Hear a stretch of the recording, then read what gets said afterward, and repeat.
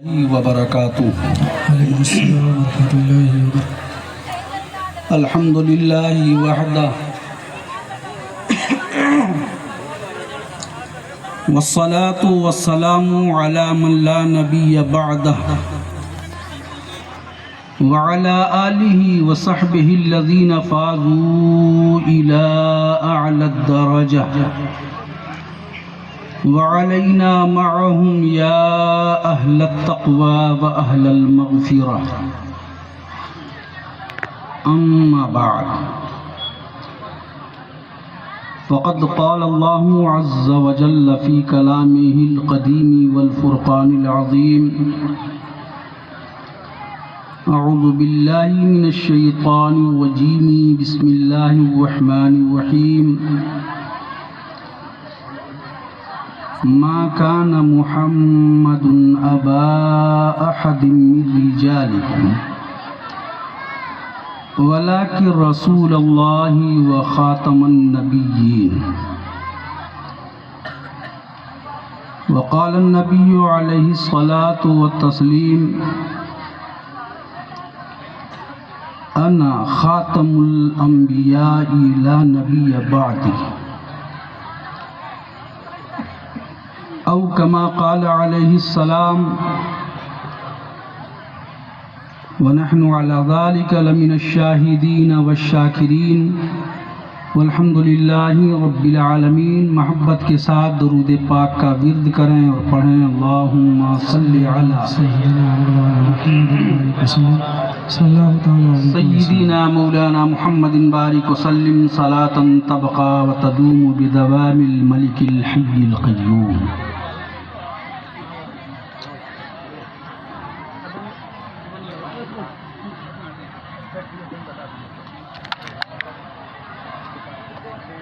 عزیزان محترم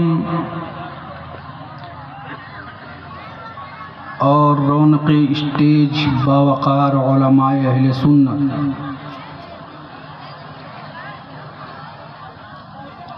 تھوڑی دیر کے لیے حاضر ہوا مگر ایک مخصوص عنوان کے ساتھ. انشاءاللہ اپنے دیے ہوئے عنوان سے متعلق اپنی معلومات کے مطابق میں ڈھیر ساری باتوں کو کم وقت میں سمیٹ کر آپ کے سامنے پیش کرنے کی کوشش کروں گا. شرط یہ ہے کہ آپ حضرات پوری توجہ کے ساتھ میری گفتگو سننے کی کوشش کریں گے.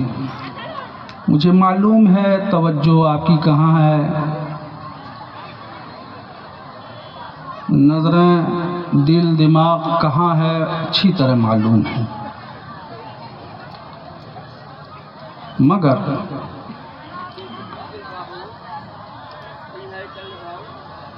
سمندر میں غوطہ لگانے والے کو نہ دیکھیے، یہ دیکھیے کہ غوطہ لگانے والا کیا نکال کے لا رہا ہے. اگر یہ بات ذہن میں رکھیں گے تو انشاءاللہ تھوڑی سی توجہ ہماری طرف بھی آپ کر دیں گے.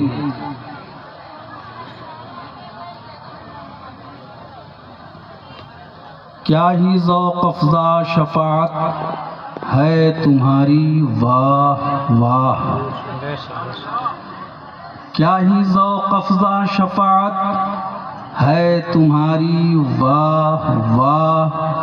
قرض لیتی ہے گناہ پرہیزگاری واہ واہ، قرض لیتی ہے گناہ پرہیزگاری واہ واہ. اور خامہ قدرت کا حسن دستکاری واہ واہ، خامہ قدرت کا حسن دستکاری واہ واہ. کیا ہی صورت اپنے پیارے کی نکھاری واہ واہ، کیا ہی صورت اپنے پیارے کی نکھاری واہ واہ. انگلیاں ہیں فیض پر ٹوٹے ہیں پیاسے جھوم کر، بے شک انگلیاں ہیں فیض پر ٹوٹے ہیں پیاسے جھوم کر، اور ندیاں پنجاب رحمت کی ہیں جاری، واہ واہ، ندیاں پنجاب رحمت کی ہیں جاری، واہ واہ۔ حضرات، ابھی مجھ سے پیش رو خطیب حضرت العلامہ مولانا شکیل اختر صاحب قبلہ نظامی آپ سے حقوق والدین اور عظمت والدین سے متعلق مکمل طور پہ دلائل و براہین کے ساتھ گفتگو فرما رہے تھے۔ آپ ان کی تقریر سے، ان کی گفتگو سے لطف اندوز بھی ہو رہے تھے۔ میرے بعد بھی آپ کے منظور نظر، آپ کے مطلوب ان قریب آئیں گے، آپ حضرات بھرپور ان سے سماعت فرمائیں گے۔ آئیے میں گفتگو کا آغاز بلا تمہید اس انداز میں کرنا چاہ رہا ہوں۔ مجھے ایک عنوان دیا گیا، ایک موضوع دیا گیا کہ تحفظ ختم نبوت اور تحفظ عقیدہ ختم نبوت۔ آپ اس سے متعلق گفتگو کریں گے۔ عقیدہ ختم نبوت اور تحفظ عقیدہ ختم نبوت، گاڑھے الفاظ نہ استعمال کر کے میں سیدھے سادھے انداز میں آپ کو بتاتا چلوں۔ ہمارا، آپ کا اور جمہور علماء کا، بلکہ ساری دنیا کے مسلمانوں کا چند کے علاوہ یہ عقیدہ ہے کہ ہمارے اور آپ ساری کائنات کے مرکز عقیدت جناب احمد مجتبیٰ محمد مصطفیٰ صلی اللہ تعالی علیہ وسلم کو اللہ رب العزت نے سارے نبیوں کا خاتم اور خاتم بنا کر کے بھیجا۔ آپ کے بعد اب کوئی نبی نہیں آ سکتا۔ اگر کوئی نبی آئے تو وہ جھوٹا ہے، کذاب ہے۔ کوئی نبوت کا دعویٰ کرے تو وہ کذاب ہے، جھوٹا ہے، دجال ہے۔ یہ ہمارا اور آپ کا عقیدہ ہے، اور یہ ایسا عقیدہ ہے کہ اگر اس کے خلاف کوئی عمل کرے، اس عقیدے کے خلاف کوئی عقیدہ ظاہر کرے تو وہ دائرہ اسلام سے خارج ہو جائے گا۔ جہاں پیغمبر علیہ السلام کی نبوت کا اعلان اور اقرار کرنا ہمارے عقیدے اور ایمان میں شامل ہے، ایسے ہی پیغمبر علیہ السلام کا خاتم النبیین ہونا، یہ عقیدہ بھی ہمارے ایمان کے لیے انتہائی ضروری ہے۔ اس کا منکر دائرہ اسلام سے خارج، بلکہ علماء محققین تو فرماتے ہیں کہ اگر کوئی ایسا عقیدہ رکھتا ہے کہ نبی کے بعد بھی کوئی نبی آ سکتا ہے تو ایسا عقیدہ رکھنے والا مرتد ہو جائے گا۔ کافر سے بھی بڑا مجرم مرتد ہوتا ہے، مرتد ہو جائے گا۔ حضرات، یہ تو ہمارا عقیدہ رہا پیغمبر علیہ السلام کے ختم نبوت کے بارے میں،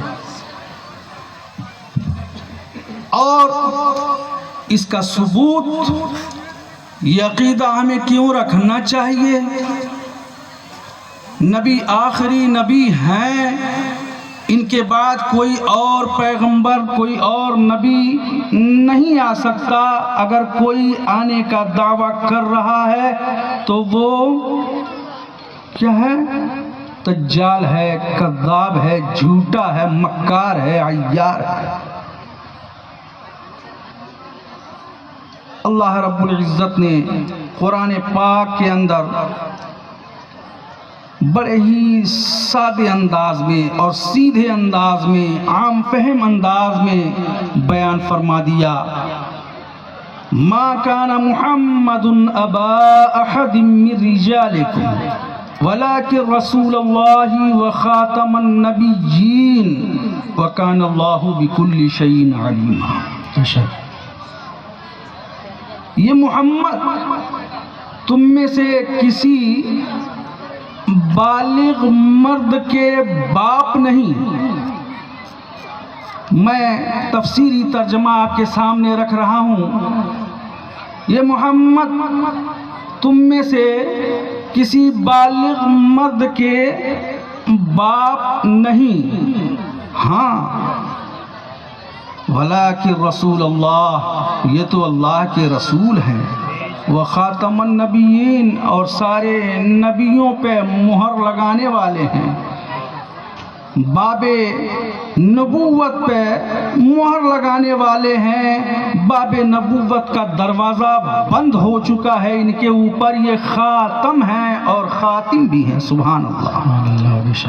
خاتم کہتے ہیں اس انگوٹھی کو جس سے مہر لگایا جائے۔ بادشاہ لوگ جب کوئی خط لکھا کرتے پہلے تو مضمون ختم ہونے کے بعد اپنی انگوٹھی سے وہ مہر لگا دیا کرتے، گویا اصل خط یہیں تک ہے، اس کے بعد اگر کوئی کچھ لکھ رہا ہے تو وہ بادشاہی فرمان نہیں ہے، بادشاہی حکم نہیں ہے، اس کے بعد والی چیز جو ہے وہ زائد ہے، وہ فرضی ہے، وہ غلط ہے۔ جہاں تک مہر لگ گئی ہے اب اس کے بعد والی چیز فرضی مانی جاتی ہے۔ شاہی خط کے اندر بھی اگر کوئی فرضی والا کرے تو مہر کے بعد والی چیز کو فرضی تسلیم کیا جاتا ہے۔ حضرات، اسی لیے پیغمبر علیہ السلام کو خاتم کہا گیا۔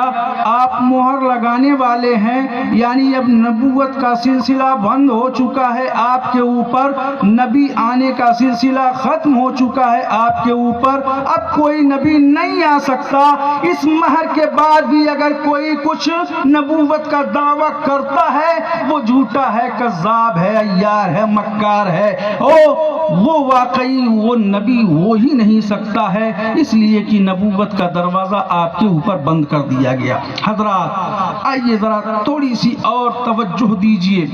میں اگر ثابت کرنا چاہوں صرف اس بات کو کہ میرے آقا خاتم النبیین ہیں قرآن پاک سے، اس کے لیے ایک دو نہیں 100 سے زیادہ آیتوں سے میں ثابت کر سکتا ہوں کہ پیغمبر علیہ السلام خاتم النبیین ہیں، اور حدیث پاک کے ذریعے سے 1-2 حدیثیں نہیں، 10-20 حدیثیں نہیں، بلکہ پیغمبر کے فرمان سے میں 1-2 مقامات پہ نہیں بلکہ 150 سے زیادہ ایسی حدیثیں اور روایتیں پیش کر سکتا ہوں جس سے یہ ثابت ہوتا ہے کہ میرے آقا کے بعد کوئی اور نبی آنے والا نہیں ہے۔ اگر کوئی نبوت کا دعویٰ کر رہا ہے تو وہ کذاب ہے۔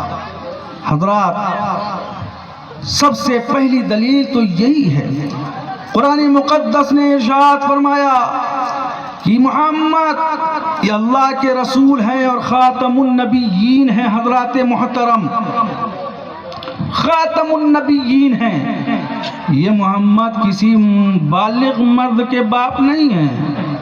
آیت کا شان نزول سماعت فرمائیے گا، ایمان تازہ ہو جائے گا۔ پیغمبر علیہ الصلوۃ والتسلیم کے ایک چھوٹے سے غلام ہیں، خادم ہیں، حضرت زید بن حارثہ رضی اللہ تعالیٰ عنہ۔ ویسے تو آپ حضرت خدیجۃ الکبریٰ کے خادم تھے، ان کے غلام تھے، لیکن جب پیغمبر نے حضرت خدیجۃ الکبریٰ سے نکاح فرمایا تو انہوں نے بطور ہدیہ جناب زید بن حارثہ کو پیغمبر کی خدمت میں پیش کر دیا۔ یا رسول اللہ یہ چھوٹا سا بچہ ہے، بڑا ہونہار ہے، بڑا ہوشیار ہے، بڑا وفادار ہے، یہ آپ کی خدمت میں لگا رہے گا، چھوٹے موٹے کام آپ کا کرتا رہے گا۔ پیغمبر کی بارگاہ میں زید ابن حارثہ کو آپ نے پیش کر دیا تھا۔ زید ابن حارثہ اللہ اکبر ایک امیر کبیر باپ کے بیٹے تھے۔ وہ گزر رہے تھے، ڈاکوؤں نے حملہ کیا اور انہیں گرفتار کر لیا، گرفتار کر کے مکہ کے مارکیٹ میں بیچ دیا، مکہ کے بازار میں فروخت کر دیا۔ جناب زید بن حارثہ رضی اللہ تعالی عنہ کو حضرت خدیجۃ الکبریٰ نے خریدوا لیا اور پھر پیغمبر کی خدمت میں پیش کر دیا۔ زید بن حارثہ کے باپ حارثہ بڑے ہی متمول آدمی تھے، لیکن ان کے پاس ایک ہی اولاد تھی۔ بیٹا جب غائب ہو گیا، انہوں نے ٹھان لیا تھا کہ اپنے بیٹے کو تلاش کرنے کے لیے مجھے اپنی پوری پونجی لگا دینی پڑے، میں لگا دوں گا، مگر اپنے بیٹے کو ضرور ڈھونڈوں گا، ضرور تلاش کروں گا۔ ان کے زید کے چچا وہ بزنس مین آدمی تھے، وہ تجارت پیشہ آدمی تھے، مکہ میں تجارت کی غرض سے آئے ہوئے تھے۔ اچانک ان کی نظر زید کے اوپر پڑی، قریب بلایا، پہچان کیا، جان گئے کہ ہاں زید یہ میرے بھائی ہی کا بیٹا ہے، یہ میرا بھتیجا ہے۔ فوراً انہوں نے اپنے بھائی کو خبر دیا۔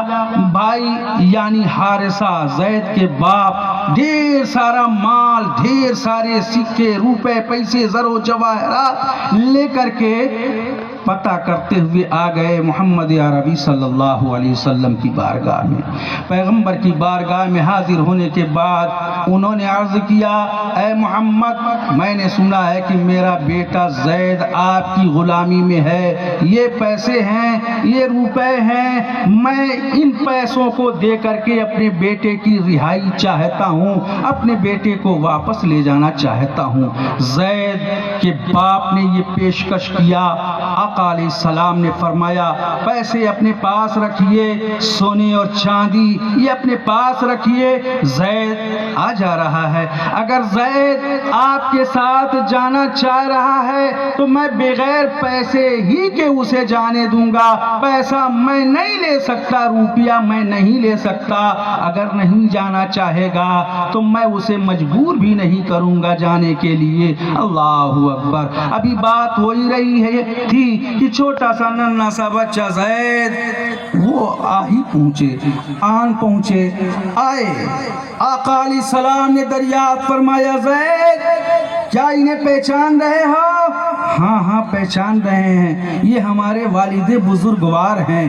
باپ کی نظر بیٹے پہ، بیٹے کی نظر باپ کے اوپر پڑی، آپس میں مل گئے، دونوں گتم گتا ہو گئے ہیں، چمٹ گئے ہیں، آنسو ہیں کہ رکنے کا نام نہیں لے رہے ہیں، دونوں طرف سے آنسو بہ رہے ہیں۔ تھوڑی دیر کے بعد جب ملاقات ختم ہوئی، دونوں جدا ہوئے، آقا علیہ الصلوۃ والتسلیم نے جناب زید سے دریافت فرمایا، زید یہ تمہارے باپ تمہیں بلانے کے لیے آئے ہیں، بتاؤ کیا تم جانا چاہتے ہو اپنے والد کے ساتھ، اپنے باپ کے ساتھ جانا چاہتے ہو؟ جناب زید خاموش ہیں۔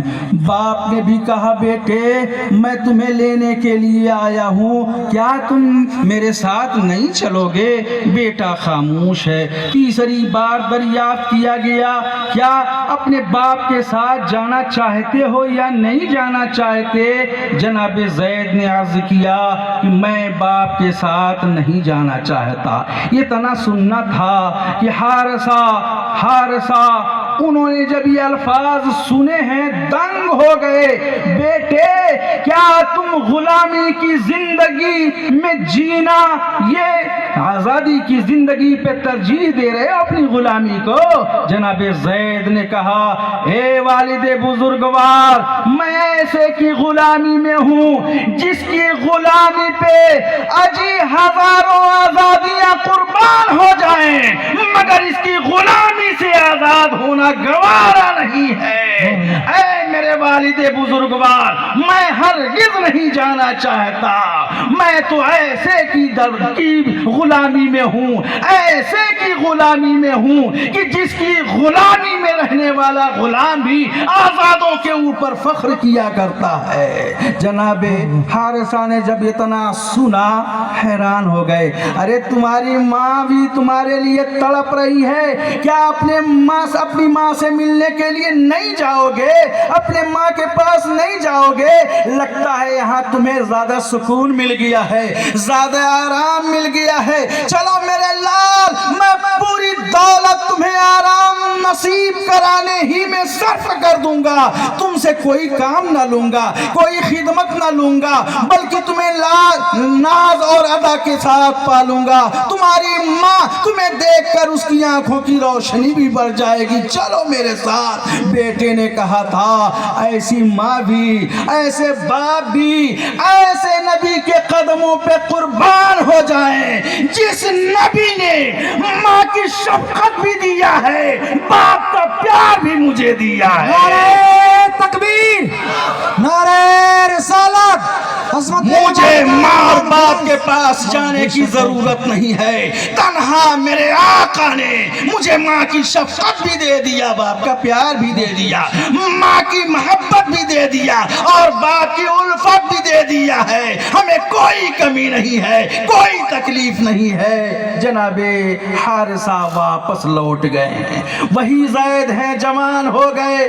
اچھا جب ان کے جذبہ ایثار کو میرے نبی نے دیکھا نا کہ یہ چھوٹا سا بچہ مجھ سے اتنی محبت رکھتا ہے کہ اپنے ماں اور باپ کو بھی اس نے چھوڑ دیا ہے، تو آقا علیہ السلام نے فرمایا اے لوگو، اب یہ زید میرا غلام نہیں، یہ تو میرا بیٹا ہو گیا ہے، میں اسے بیٹا بناتا ہوں، یہ میرا متبنی ہو گیا ہے۔ اللہ اکبر۔ پیغمبر نے جناب زید کو اپنا بیٹا بنا لیا۔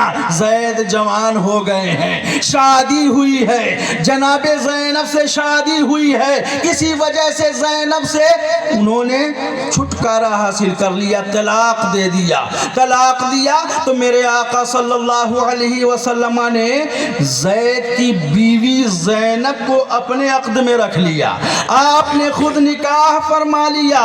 جب آپ نے اپنے بیٹے متبنی لے پالک گود کے پالے ہوئے بیٹے کو کی بیوی کو یعنی اپنی متبنی بہو سے پیغمبر نے نکاح فرمایا نا، تو مکہ والے کہنے لگے یہ دیکھو محمد ایسے ہیں محمد کہ اپنی بہو ہی سے یہ نکاح کر رہے ہیں، بہو ہی سے نکاح کر لے رہے ہیں، بہو ہی کو اپنے حرم سرا میں رکھ لیے ہیں۔ اللہ اکبر۔ جب مکہ والوں نے تانا دینا شروع کر دیا تو رب کی رحمت کو جلال نہیں، رب کی غیرت کو جلال آ گیا۔ میرے مولا نے فرمایا ما کان محمد نبا احد من رجالکم، اے لوگو سنو، یہ محمد تم میں سے کسی بالغ مرد کے باپ نہیں ہے کیا؟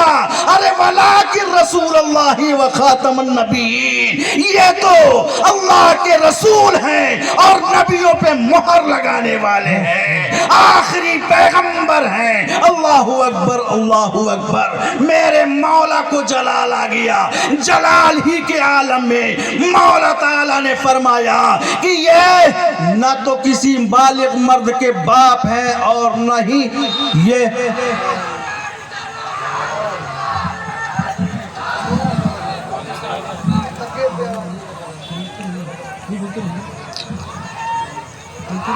ہاں حضرات